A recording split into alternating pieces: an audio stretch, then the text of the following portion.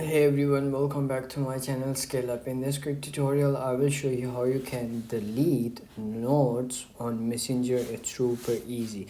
Let's get started. Open up your Messenger app and log into your account, and there you will find on the top your notes on your profile.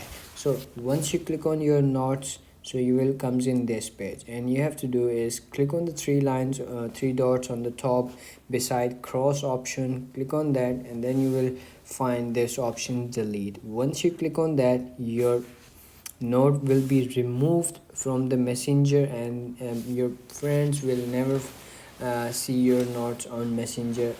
And that's it. If you found this video helpful, don't forget to like my video, subscribe my channel Scale Up, and also drop me a comment for more tips and tricks videos. Thanks for watching. See you in the next video. Have a nice day. Bye bye.